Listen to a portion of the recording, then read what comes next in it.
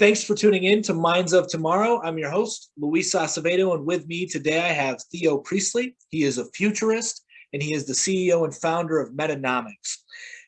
Theo, thank you very much for coming on the show today. Oh, thanks for having me. It's been great.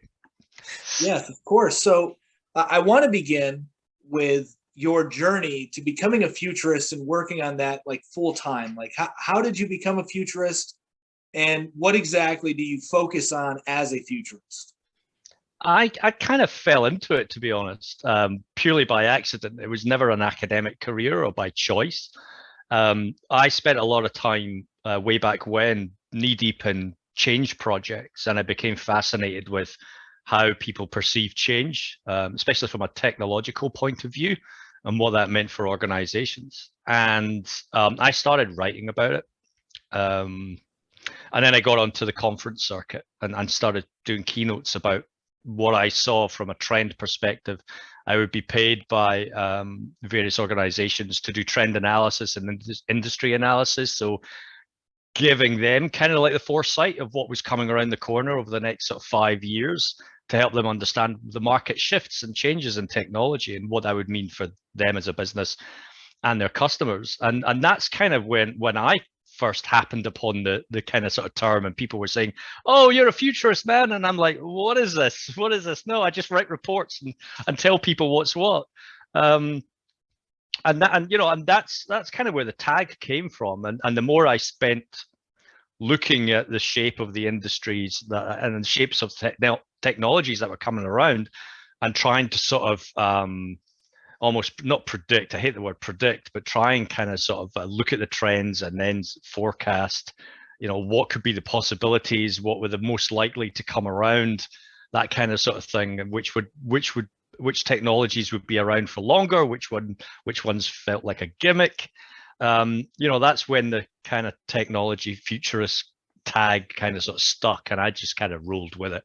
And then obviously, you do the speaking, you do more writing as a result. I co-authored a book with one of my co-founders called The Future Starts Now, and yeah, I have a lot of fun with it, to be honest. I think that's the main thing, is to have fun. It's a serious topic, and there's a lot of organizations and a lot of business leaders who want to understand what it means to look forward to the future and what the next 10 years could look like, and then they base their business decisions based on that. So it's kind of serious, but at the same time, it's still it's very interesting and a lot of fun.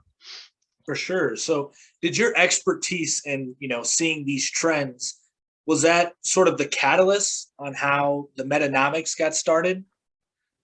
Yeah, I mean, I've been thinking about the Metanomic side of business for 4 years. I mean, I was thinking about this back in 2017, late 2017, when I initially came up with some of the concepts for this.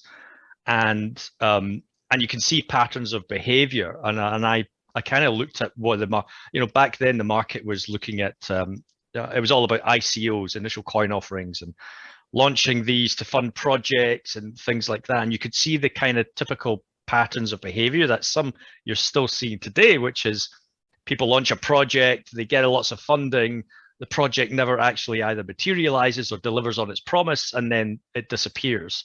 But it kind of made me think over the next 4 years, if we were going to do something similar, what would a real project look like? How could you do things differently that weren't dependent on a token or an NFT or initial coin offering, that kind of sort of thing, but achieve the same kind of results? And so we looked at the market, we looked at the projects that were out there, and they're very top down. You launch a token and then you design what your product or service is from that. And of course, that just means that whatever the result is, it has to be tied to the token value, which is open to market speculation, other types of enforcers like inflation. And we kind of turned this on its head and thought, right, if we built it from the bottom up approach, as in the user or the player or the person who enjoys the benefit of with the product, does that experience look like? And then what are the platforms that need to support that experience going up to the token instead? And that's kind of where Metanomic came from. Yeah, I mean, that seems like the most logical way to build these. I don't know if you want to call them companies within the cryptoverse, because there's just lack of regulation. So, you don't want to Mm. call them companies and you get into securities and all this stuff. So, but yeah, it just seems very logical to start from the bottom up as opposed to the top down. And then that leads me to another question that just came to my mind. Would that then, do you think, reduce the volatility in these projects that we see today? And before that, I guess maybe explain what metanomic is. I think that's going to be more important of the two questions, since we're talking about it a little bit. Like, what exactly is it? What do you do? Yeah, sure. So the way I kind of describe, really high level description is almost like we're the Unreal Engine of Web3 economy. So where Unreal and Epic Games have built, a set of developer tools to visually represent what you can build with games and metaverse platforms and things like that, we're kind of like the same thing, but from an economic standpoint. So it kind of comes in three stages. The first stage is we help developers build and balance game economies and metaverse economies, or Web3 economies, and to encompass the whole thing. Help them build and balance them, but in real time. So if we don't, not only help them understand what are the mechanics of a real functioning economy from the bottom layer, but we help them balance it. So there's obviously things that prevent inflationary design, faucets, sinks. We have a set of proprietary algorithms that help balance all the sort of finite resources and scarcity and all the other kind of sort of things. And that goes down from game economies to game loops to metaverse economies. You can build something like that right down to the finite detail. And then the second part of that, because it's runtime as well, so it's not just about simulation. Some companies kind of sort of offer simulation tools, which help people understand, how their economy might run and scale. We actually run it in real time, so the balancing happens in real time as well. As you basically hook into our engine, and your game or your metaverse platform or whatever will actually run its economy through our engine in real time, and all the balancing happens, as people interact with it. So you're never having to kind of pause, update, patch, whatever. You can balance these things and change the economic parameters as well on the fly. The second part, which is really kind of cool, but it's bringing in it's kind of turning the whole NFT thing on its head again, which is looking at how do we turn it into a real creator or user generated economy.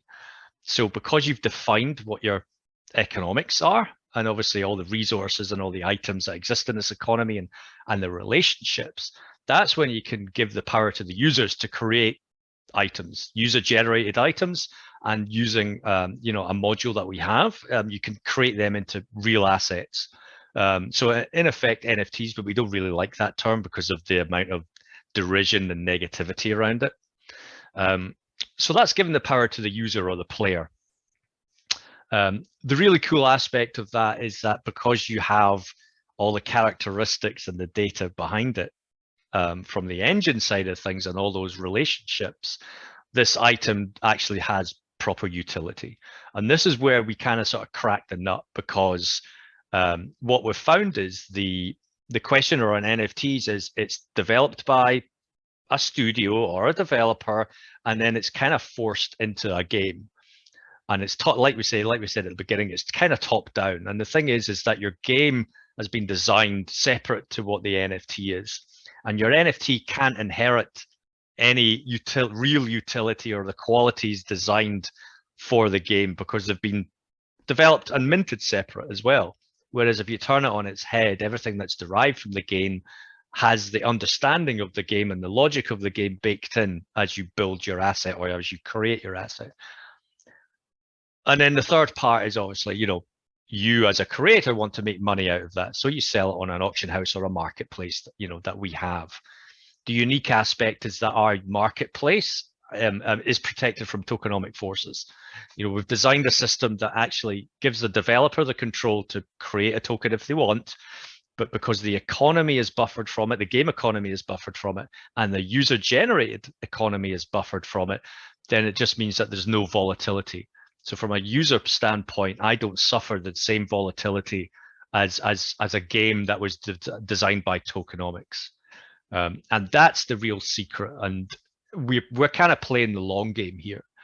I think 95% of the projects out there are there because they want to make lots of money really quickly, satisfy investor appetite, and then 6 to 12 months time have to wrestle with playing with spreadsheets, trying to design weird burn mechanics to rebalance the economy, because it's all been suppressed or depressed, or the volatility is coming from the market exchanges. And we've kind of looked at it from a long tail perspective, which is if we want to build sustainable economies and make Web3 attractive for everybody, then we have to think about a completely different model altogether. Right. So are you guys specifically just helping like play to earn games then? Like studios that are trying to make play to earn games, or is this more broad than that? No, this is more broad than that. Okay. We kind of started that way in terms of thinking, in terms of making people understand the shift from play to earn to play and earn or something else, because play to earn is very fixed and tied. You have no choice in the matter. You will play and you will earn. Whereas our model kind of gives the developers the opportunity to design a game first, and then think about, well, do I want to give the users or the players the ability, yes or no? But no, we're seeing so many more applications opening up in terms of wider metaverse infrastructure. So where it started off as just like game economy, we actually think, and we've actually had conversations with some large organizations and financials who their clients are coming to them saying, how do we get into this Web3 and metaverse thing? And and from a brand perspective, everybody's really interested. And so these other financial houses and institutions are saying, well, what do we need to do to enable this? And of course, one of the things is having a stable economy, because no brand organization is wanting to be, have their, their brand associated with token volatility. But also the negativity around, you and I buying something from a brand and then seeing the price of that item go up or down depending on which way the wind blows. So everybody's starting to talk to us about sustainability from an economic point of view. Right. And that's the really exciting thing. There just seems to be a bit of a mind shift happening. And so do you think that move to like stability is going to help gaming studios enter into this NFT space or this metaverse space? Because I see now there's a lot of resistance, not only from the gamers, but even gaming studios that are hesitant to enter into this new market. Do you think it's because of the volatility? Yes, and there's also gamer backlash, but it's interesting because we've been to DICE and we've been to GDC, and there's a lot of conversations happening behind the closed doors. So I think the outward face from a lot of gaming studios is let's shout and get the community, rallied up, blah, blah, blah. We hate NFTs, this, that, and the next thing. And then behind closed doors is very different conversations happening. The other thing is that there's been a lot of really silly mistakes made from the likes of Ubisoft, Team 17, those kind of sort of organizations where it's, again, like we said at the beginning, it's kind of sort of developer controlled. The developer or the game studio launches an NFT. There's no real interest or real reason why it should exist. Doesn't exist in the game, can't use it in the game. And the conversations now are kind of coming. There's actually leading conversations from the free-to-play studios. So the studios that bore the pain of free-to-play stayed with it over the 10 years and actually matured the industry at the same time, are the ones that I think are going to lead the way for sort of play and earn Web3 kind of mechanics, and understand how to build it from the user or the gamer perspective up, rather than dictate what the gamer has to do. So there's an interesting kind of, you have the immature thinking about let's launch an NFT collection, get lots of money, and then worry about it later and ride the PR storm. And then you've got the other people who are quietly building in the background, understanding what the real long-term strategy is. those are the ones that are having conversations with us, and it's really exciting to see that kind of level of maturity coming forward. Yeah, I think that in the crypto space in general, you've been seeing a huge shift in the people who are entering the space. I think that people are getting tired of trading. I think a lot more people are just starting to get in the habit of holding, which historically is the best thing to do for any kind of investment. And Mm. it's just because you can weather the storm of volatility. Typically, it's time and market. It's going to be better than trying to time the market. And I feel that a lot of these projects try to time the market, launch their NFT project, launch their game projects right before the bull market happens, trying to time it right Mm. so they can boom. So it's very, to me, it's comforting to hear that that a certain sect in the industry is starting to focus more on long term sustainability as opposed to making a quick buck. Now, maybe this is a stupid question, but are you guys is this incorporating blockchain, or are you using other sorts of databases to have these platforms built upon? Oh no, it's blockchain. I mean, we use a Okay. side chain, our own side chain. We're kind of chain agnostic because we know that even now it's still quite an early market. So you have the likes of Boson, you have the likes of Polygon, Solana, Immutable. There's Flow coming as well. You know, there's a large landscape of change to choose from.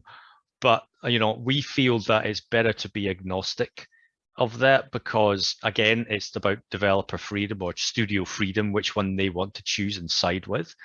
The other thing as well is I think if you choose so early on and put your all eggs in all one basket, it's a huge risk in terms of which chain might actually win the day. And there's new chains coming out all the time. So, all claiming interoperability, et cetera, portability, blah, blah, and security. And I just think until that market side of things matures, it's quite, I think it would be a bit of a risky move for any developer or any platform to say, yes, this is, we're betting the farm on this particular one. Right. That makes complete sense. Now, to backtrack a little bit, because we're talking a lot about Web3.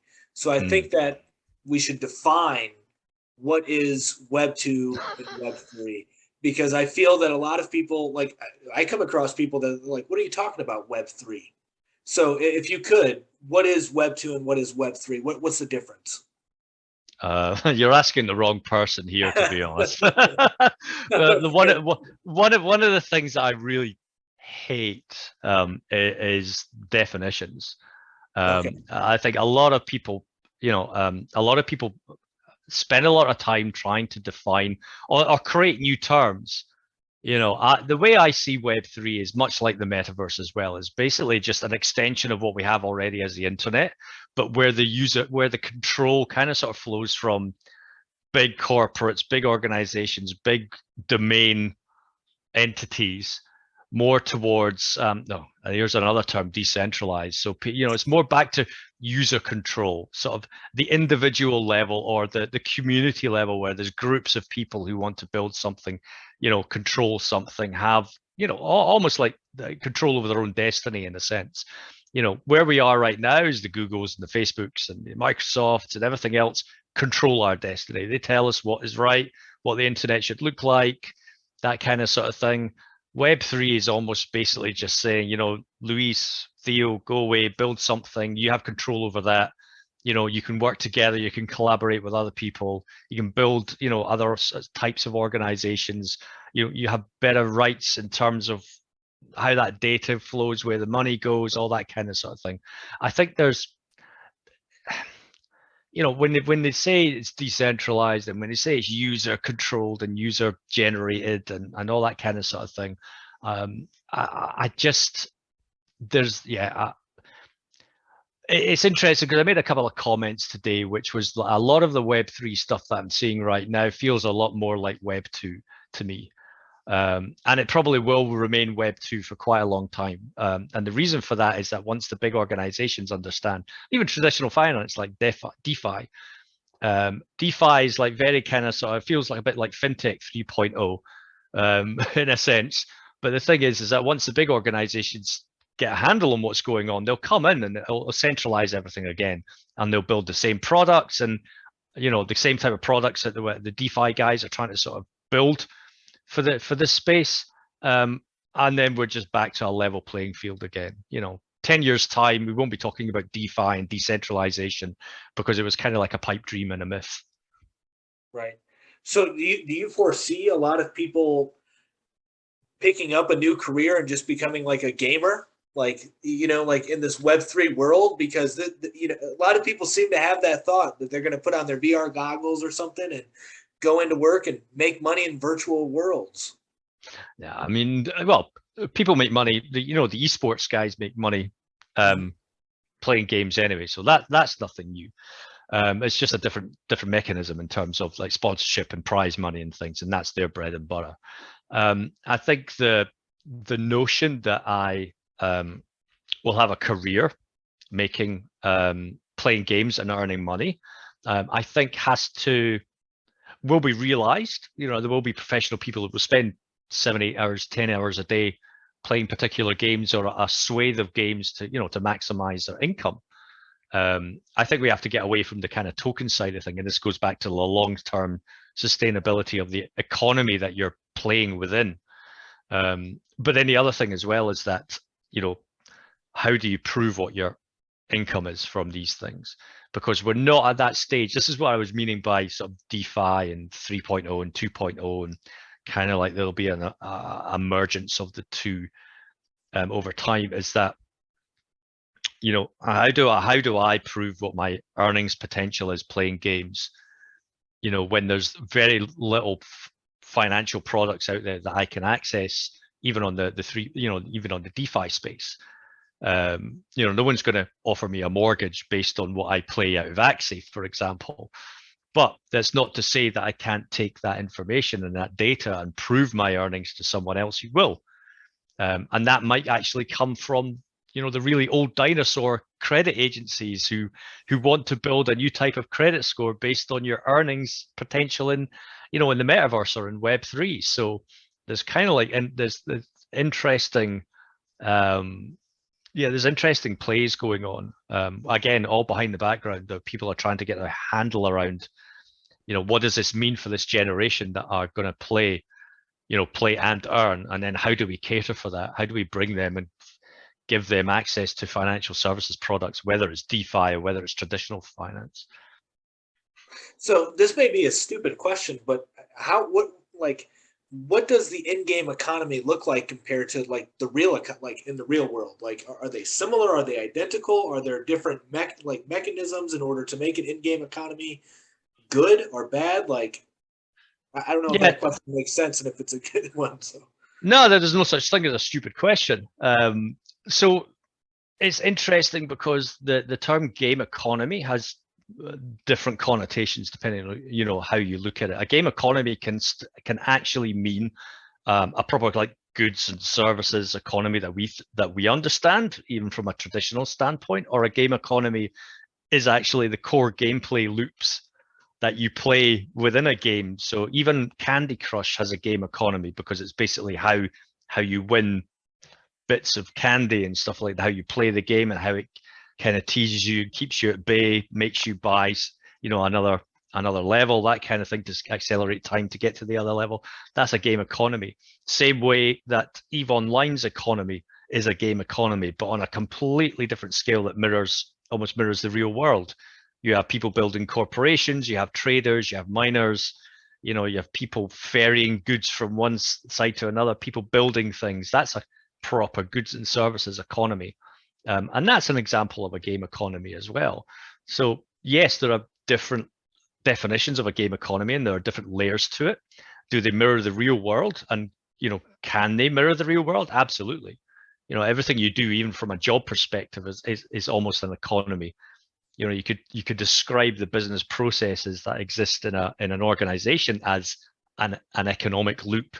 You have to do something to achieve something to move on to the next person, and so on. And that's essentially how a game is developed as well. But yes, both coexist, both can exist separated, but I think that both can actually learn to understand one another. I mean, I think the NVIDIA CEO said that the digital economy, or certainly the in-game economy, the digital economy, the metaverse economy, is going to be bigger than the real world economy at some point. And I think City has just come out and said, oh, the metaverse is a $3 trillion industry in itself. That to me says that everybody's starting to put real numbers on something that doesn't feel tangible, Right. but it's there. Right, which then makes you wonder, like, how we're, and I don't know if you're an economist or anything, so maybe you won't be able to answer this, but like, it makes you wonder on how we're going to do like GDP in the future for nations. Like, if you have the metaverse, and then how are you going to calculate all the wealth in the metaverse, and then as it's dispersed in certain nations? That I don't know. That to me is an interesting thought. Oh yeah, better minds than me will think about that. I mean, we actually have a PhD economist on the team who helped us define all the algorithms and everything else, and kind of sort of deconstruct what a game economy is, and then reconstruct it in terms of what it means to build a platform, and help balance those economies. But yeah, I mean, it's a good point. You have GDP, gross domestic product, for countries, and maybe it'll be gross digital product, or that kind of sort of thing for metaverse economies. Who knows? Yeah, yeah, it's a very interesting thing, and the change that's happening right now is really incredible, and it's a good time to be alive. I know there's a lot of crazy stuff going on, but there's a lot of things to be optimistic about.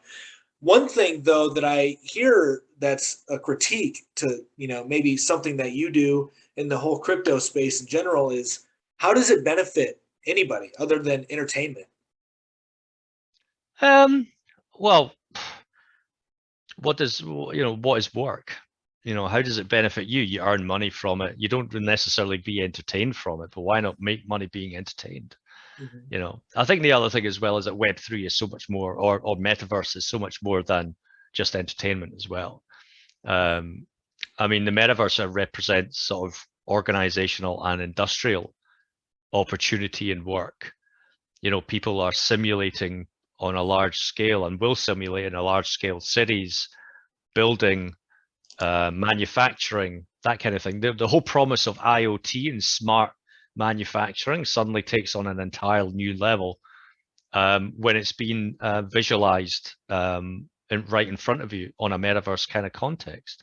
Mhm. Um, the entertainment side is just probably one small piece. Obviously, it's the piece that gets the most press, but I would also say that most of the real innovation will actually be funded from manufacturing and probably even defense, to be honest, because defense simulation is big business. Realism in defense is big business. There's a hell of a lot of money being poured into making things as visual and Yep. accurate and fidelity wise as possible. So even from physics simulations. So if I'm out in the battlefield with my VR goggles, the thing that I'm looking at behaves exactly the same way as the real life counterpart. And therefore, when I'm firing a weapon in this simulation, the bullet is going to do exactly the same thing as a bullet would.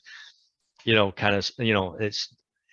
Yeah, it's big business. But like I said, I think a lot of the innovation comes from where the real money sort of flows. The same with casinos, you know, online casinos, or the gambling industry as a whole, has always been at the forefront of adopting something that they could see as mainstream. And that's quite telling when you look at the sort of VR scene and augmented reality scene as to why it's never really gone mainstream, and you never really see that many VR or augmented reality casinos or gambling sites. And the reason being is that the technology, it's not that the technology doesn't exist, it's the technology is placed in front of the experience, and that removes you from the first-hand experience that you would get from the gambling side of things. So it's yeah, so it's going to be interesting to see what those kind of industries make of the metaverse. Yeah, for sure. Like digital twins, I think are going to play a huge role in helping build the metaverse as far as extracting the data and learning how to apply it in different ways. Um, So are you guys working with anybody that is, focusing on VR games and then implementing like these in-game economies for specifically like VR, AR? Not specifically, no. I mean, we've had Okay. discussions with some studios, especially a large AR company. And I won't say any more than that. Okay. But we're seeing interest from the traditional gaming studio side, and the Web3 side. And the traditional ones are, we need something better than spreadsheets to help us design game economies, because it still shocks me to this day that the video games industry uses spreadsheets. Excel is their main design tool for building and designing game economies and game loops, and it's nuts.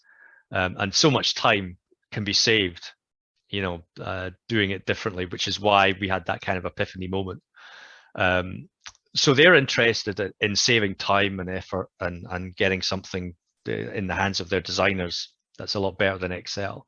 But then the other extension is how do we move towards this kind of sort of blockchain play and earn kind of space? What are the steps that we need to take to do it the right way? And we're having those conversations with them. And then on the Web3 side, it's all about how do you help us maintain a healthy economy that's protected from the tokenomic side? How can we make the token side work better with the game economy and the game design, using your platform? Again, it's long-term sustainability. So when you look at the investment proposition, when you look at, the guild companies that are taking these games into their portfolio, they want those games to be successful as well, but they want them to be successful over a longer period of time. And those are the conversations that we're having on that side as well. So it's kind of really interesting that the platform can bridge those two worlds. Yeah, and I'm wondering, and I know that it's totally different, but DAOs, are you guys going to be helping like DAOs at all? Because I can see how a DAO would help, as far like gamers. I can see like Mm. gamers creating their own DAO to create some sort of studio to produce games.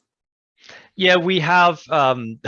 We do actually have a DAO module, and it's essentially linked to it's we call it a political module, which is essentially, we were designed for RPG style games and player factions, when they build something like that, and essentially you can hive that off and attach it to the economic side of things, and then you essentially have a DAO mechanism to allow people to have voting rights, understand the political structures within a DAO, because there's still political structures. It doesn't matter if it's decentralized or autonomous. It's still a political structure that requires voting rights and allows, and requires people to ask questions and vote on them, and the direction kind of sort of thing. And then it still impacts the economy, because the economy, whether it's a game or whether it's token based, it still has a financial implication with those decisions that you make as a DAO. So we do have a module in there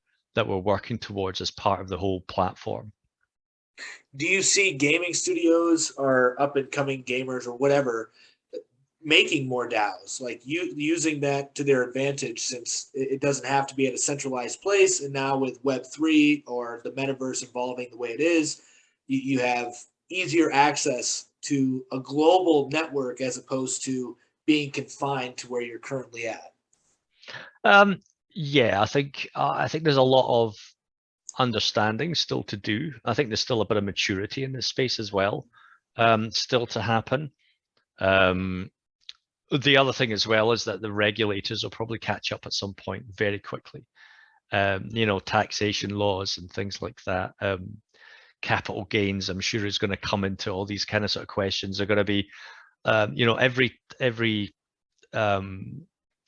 every country's taxation system will be heavily looking and examining where these entities exist, and where the financial seat exists, because a lot of DAOs and a lot of Web3 projects right now exist offshore in the sort of tax haven sense, because it makes sense for them that way. But I know that the US and the UK is looking at how crypto companies are structured, whether they're registered here on shore or whether they're registered offshore, and and they want to understand where the money flow is. And I think DAOs will quickly come under some kind of proper compliance and regulation very quickly. And this goes back to my point about earlier about Web 2 versus Web 3, and it's almost like we're going to see the same kind of things happening in Web 3 eventually. The dream of Web 3, I think, will eventually become like Web 2.5 in a sense, where it's like an amalgamation of things. But that's it's not so much about the control, it's about actually the protection for the consumer side, the Right. protection for you and me. And we've seen the rug pulls, we've seen the NFT thefts, the lack of security, that kind of thing. If we ever want Web3 and metaverse and crypto to go mainstream, you have to have that layer of protection for the average person who doesn't fully understand what they're getting into. 100%. So Yeah, yeah, I couldn't agree more with that statement. I know that a lot of people in the crypto community that I associate with tend to disagree with me strongly on that, but I agree with you because if you're going, like, one of the biggest issues that I've had with onboarding people, whether it be in a cryptocurrency or an NFT or just to even get a Coinbase account, something as simple as that, they don't like the fact, like, as soon as you tell them you're responsible, as soon as you have it in your own wallet, like, you can't call your Fifth Third Bank and say, hey, my money didn't get, where's my money at? Like, it's all on you. So I think that what we're going to see is what you're saying. I think we're going to see a hybrid. I think you're still going to have your decentralization in a way, but there's going to be more regulation and a lot of security for people, which is not a bad thing at all. I think it shows, as you've been alluding to, I think this whole time, maturity in the industry as a whole. And if anything, that should be a good sign that it's growing and it's healthy.